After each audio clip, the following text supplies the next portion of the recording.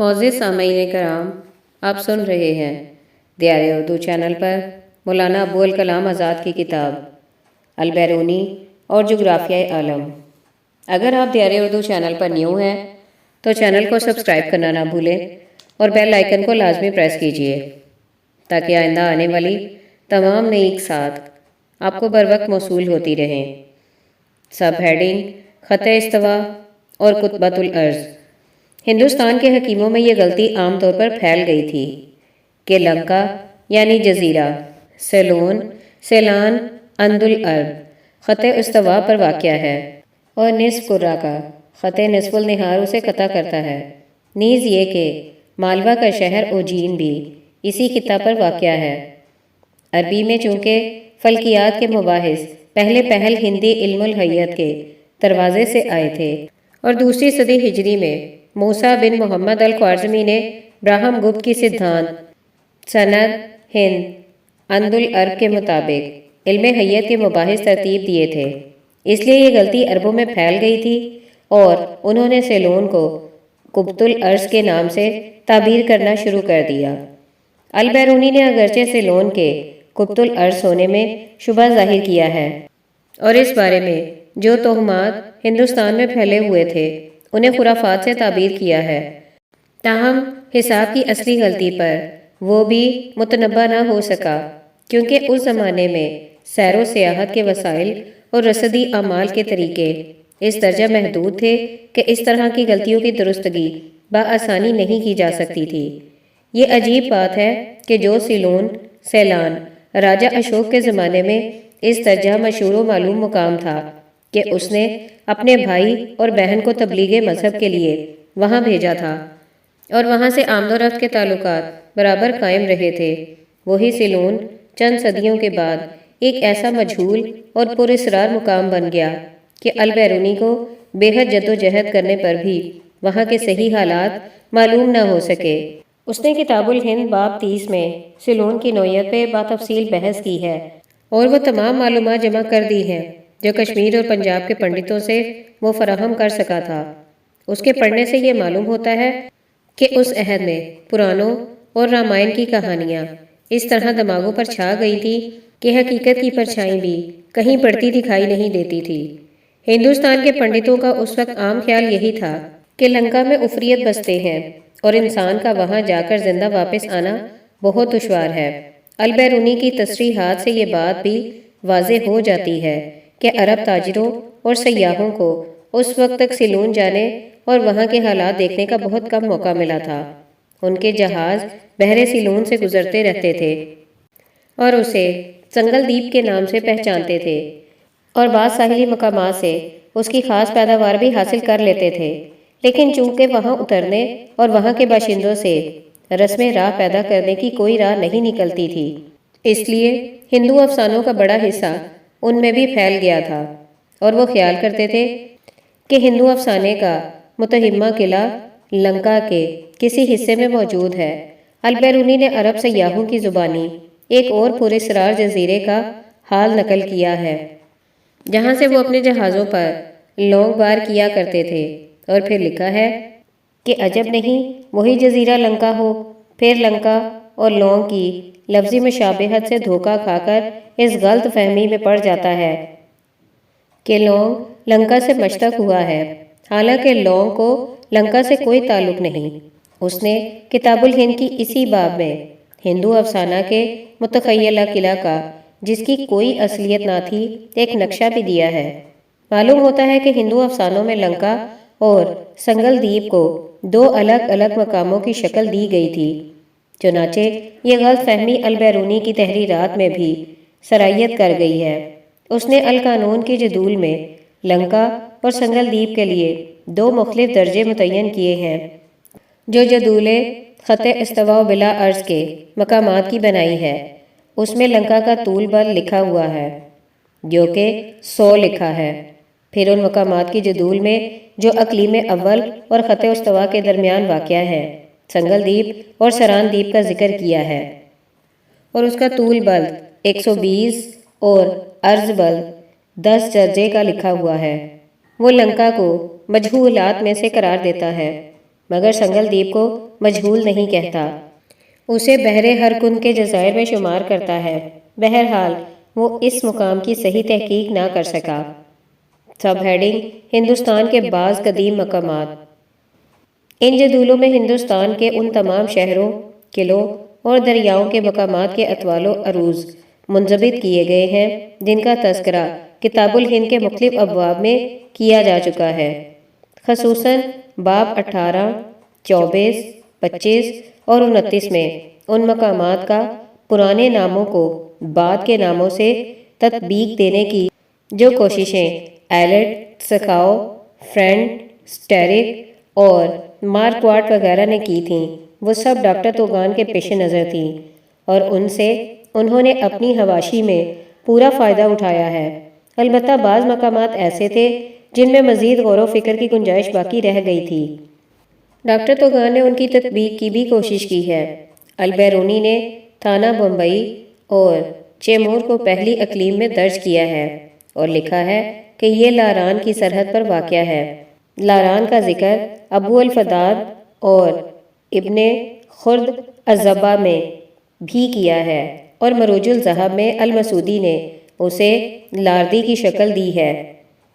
اس نام کی اصلیت کے بارے میں ایلٹ وغیرہ کافی بحثیں کر چکے ہیں جن کے دہرانے کی یہاں ضرورت نہیں۔ صاف بات جو معلوم ہوتی ہے وہ یہ ہے کہ لاران سے مقصود موجودہ گجرات کا علاقہ ہے۔ چیمور، چیول اور گنگا ساگر بھی پہلی اقلیم میں آتے ہیں۔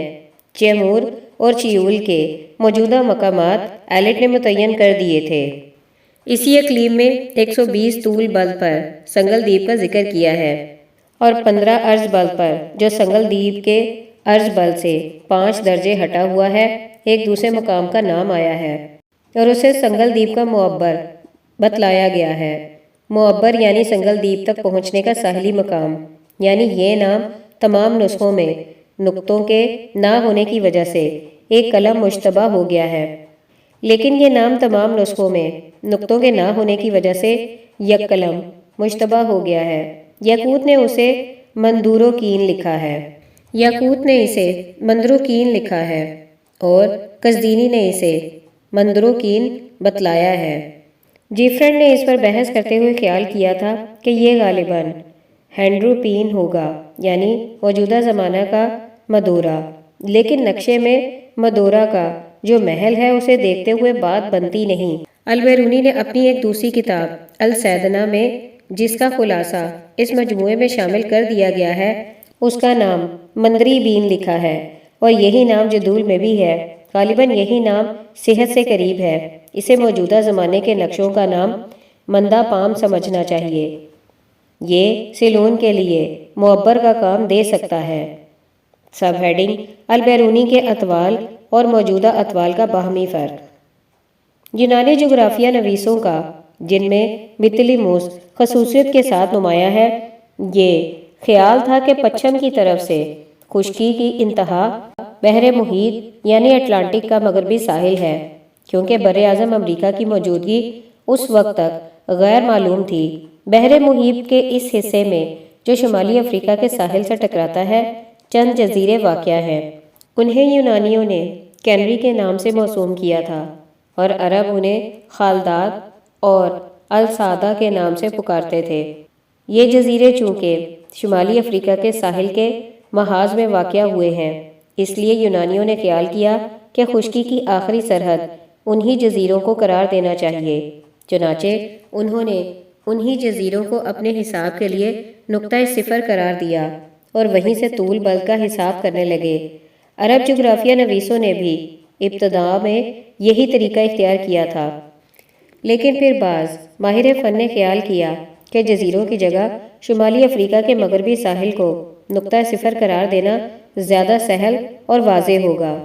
چنانچہ طول بلد کے حساب کا یہ دوسرا طریقہ بھی رائج ہو گیا اور جغرافیہ کے مباحث پر جو کتابیں لکھی جانے لگیں ان میں بغیر کسی امتیاز کے دونوں طریقے ساتھ ساتھ چلنے لگے۔ بعضوں کا حساب جزیروں سے شروع ہوتا، مگر وہ چونکہ پہلے طریقے کی مساحتوں کو بھی بلا امتیاز نقل کر دیتے، مگر وہ دوسرے طریقے سے بھی تعرض نہ کرتے، بازوں کا حساب ساحل بحر سے شروع ہوتا ہے، مگر وہ چونکہ جزائر خالدات اور ساحل افریقہ میں 10 زبانوں کا فرق ہے، اس لیے یہ اختلافات اطوال کے پورے حساب میں سرایت کر گیا اور ایک ہی محل کے 2 مختلف درجے کتابوں میں لکھے جانے لگے۔ کسی حساب کا مدار جزائر کے مبدا پر تھا، کسی کا ساحل کے مبدا پر، اور تحقیق و امتیاز کی کوئی کوشش نہیں کی جاتی تھی۔ البیرونی نے یہ بنیادی اختلافات محسوس کیے اور کوشش کی کہ اطوال کے حساب کے لیے صرف ایک ہی مبدا عمل اختیار کر لیا جائے۔ چنانچہ اس نے ساحل افریقہ کو مبدا قرار دے کر اپنا حساب مکمل کیا اور اسی کے مطابق تمام پرانے جغرافیہ نویسوں کے حساب کی تصحیح کی۔ نتیجہ یہ نکلا کہ اب 2 طریقوں کی جگہ صرف ایک ہی معیاری طریقہ قائم ہو گیا، اور اس بنیادی اختلاف حساب کی وجہ سے جو اختلافات پیدا ہو گئے تھے وہ آئندہ کے لیے دور ہو گئے۔ ازمنہ وسطیٰ کے بعد جب یورپ میں علم و فن کا چرچا اثر نو شروع ہوا تو جغرافیائی معلومات کے لیے انہوں نے عرب جغرافیہ نویسوں کی کتابوں پر اعتماد کیا اور جہاز رانی کے لیے انہی کے بنائے ہوئے نقشے کام میں لانے لگے۔ اس عہد میں الادریسی کا نقشہ جو اس نے راجرڈ شاہ سسلی کی فرمائش سے تیار کیا تھا عام طور پر مشہور ہوا اور جغرافیائی مباحث کے لیے بطور بنیادی سند کے کام دینے لگا۔ الادریسی نے اطوال و عروض کے لیے بطلی موس کا حساب اختیار کیا تھا اور بطلی موس نے جزائر خالدات کو نقطہ صفر قرار دیا تھا، اس لیے حساب کا یہی طریقہ یورپ میں بھی رائج ہو گیا۔ چنانچہ نشتہ حدیثہ کے عہد کے تمام نقشوں میں اطوال و عروض کا یہی حساب ہمیں ملتا ہے، لیکن اس کے بعد جب یورپ کی جغرافیائی بحث و تحقیقات کا نیا دور شروع ہوا تو پرانے طریقے کی جگہ نئے طریقے رائج ہو گئے۔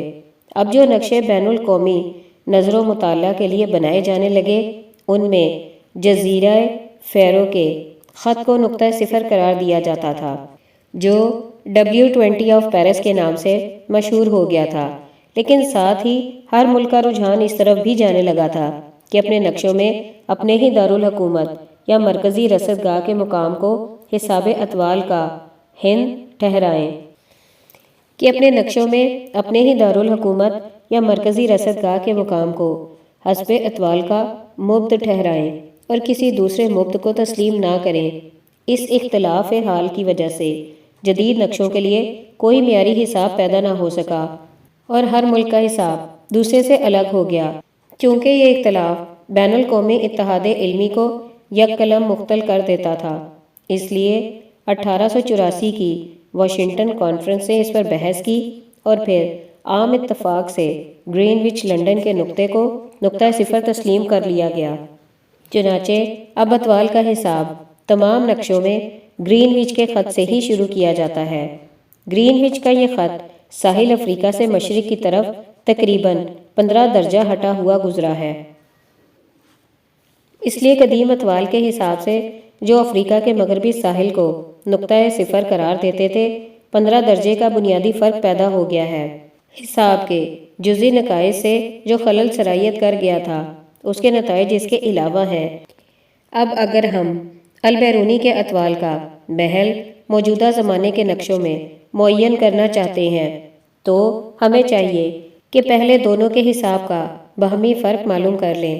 جب یہ فرق ہم ہندوستان کے مقامات کے لیے نکالتے ہیں تو معلوم ہوتا ہے کہ البیرونی کے اطوال اور موجودہ زمانے کے نقشوں کے اطوال میں تقریباً 26 درجوں کا فرق پڑ گیا ہے، یعنی موجودہ نقشوں کے درجے پر اگر 26 یا 27 کا اضافہ کریں تو البیرونی کے اطوال کے درجے تقریباً نکل آتے ہیں۔ جہاں تک عروض بلاد کا تعلق ہے، چونکہ اطوال بلاد کی طرح کوئی بنیادی اختلاف اس میں عارض نہیں ہوا، اس لیے موجودہ زمانے کے مقررہ عروض سے اگرچہ البیرونی کے عروض مختلف ہیں لیکن بہت زیادہ فرق نمایاں نہیں ہے۔ البیرونی کو ہندوستان کے اندرونی حصوں کی سیر و سیاحت اور وہاں رصدی اعمال انجام دینے کا موقع نہیں ملا تھا۔ اس نے اس بارے میں جو کچھ لکھا ہے وہ تمام تر پنڈتوں اور سیاحوں کی روایتوں پر مبنی ہے یا ان بیانات پر جو ہندوستان کے بعض مشہور شہروں کے متعلق یونانیوں اور عربوں کی مصنفات میں درج ہو چکے تھے۔ وہ خود کتاب الہند میں لکھتا ہے، میں نے قلعہ لاہور کا عرض بل رصدی عمل کے ذریعے معلوم کیا تو وہ 34 درجے اور 3 دقیقہ کا نکلا۔ لاہور کے علاوہ جن دوسرے شہروں کا عرض بل میں دریافت کر سکا ہوں ان کے نام یہ ہیں: غزنی، کابل، کندی، رباط الامیر، دمبور یعنی موجودہ زمانے کا جلال آباد، لمکان، پشاور یعنی پشاور، دے ہند، اٹک، جیلم یعنی جہلم، قلعہ نندنا یعنی ٹلہ، ملتان، سیالکوٹ، مندککور۔ ان مقامات سے ہم آگے نہ بڑھ سکے اور نہ ہندوؤں کی کتابوں سے ہمیں شہروں کے اطوال و عروض کا کچھ پتہ ملا۔ ظاہر ہے کہ پنجاب کے ان شہروں کے علاوہ اور تمام مقامات کے عروض و اطوال جو اس نے مرتب کیے ہیں وہ ذاتی رصد و مشاہدے کا نتیجہ نہیں ہو سکتے، محض تخمین و قیاس سے معین کیے گئے ہیں۔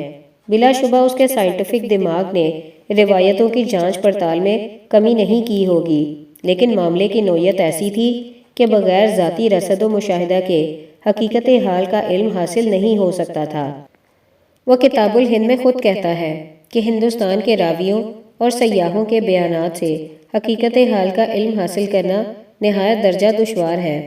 ان کے بیانات طرح طرح کی غلط فہمیوں، وہم پرستیوں اور مبالغہ آرائیوں میں ڈوبے ہوتے ہیں، اور سامعین کے لیے فیصلہ کرنا ناممکن ہو جاتا ہے کہ روایت کا کتنا حصہ اوہام و خرافات پر مبنی ہے اور کتنا حقائق نفس الامری پر۔ ایک بڑی دشواری اسے یہ پیش آئی کہ ہندوستان کے شہروں کی باہمی مسافت کی نسبت راویوں کے بیانات بے حد مختلف تھے، اور جمع و تطبیق کا کوئی قابل وثوق ذریعہ موجود نہ تھا۔ وہ اس سلسلے میں بطلیموس کا بھی ذکر کرتا ہے کہ ایسی دشواری اسے بھی پیش آئی ہوگی۔ اس صورتحال کا لازمی نتیجہ یہ تھا کہ طرح طرح کی غلطیاں حساب میں سرایت کر جائیں۔ چنانچہ ہم دیکھتے ہیں کہ اس کی غیر معمولی کوشش و احتیاط بھی اسے صورتحال کے قدرتی نقائص سے نہ بچا سکی، اور مساحت کے اندازوں میں غلطیاں واقع ہو گئیں۔ مثلاً موجودہ پٹنہ تقریباً اسی محل پر واقع ہے جہاں قدیم عہد کا پائلی پتر آباد تھا۔ پٹنہ کا طول بل 12.58 اور عرض بل 37.25 ہے۔ البیرونی پاٹلی پتر کا طول بل 20.108 لکھتا ہے اور عرض بل 30.32 صاف معلوم ہوتا ہے کہ اس باسے میں جو روایتیں اس تک پہنچی ہیں وہ اصلیت کو صحت کے ساتھ واضح نہیں کرتی تھیں۔ اس نے بنارس سے پاٹلی پتر تک کا فاصلہ 20 فرسخ عربی قرار دیا ہے، اور بنارس سے اسے یورپ میں ہٹا ہوا تصور کیا ہے، حالانکہ یہ دونوں باتیں صحت سے دور ہیں۔ ایسا ہی فرق گنگا ساگر کے محل وقوع میں بھی پڑ گیا ہے، کیونکہ صحیح فاصلہ اور صحیح جہت اس کے علم میں نہ آ سکی۔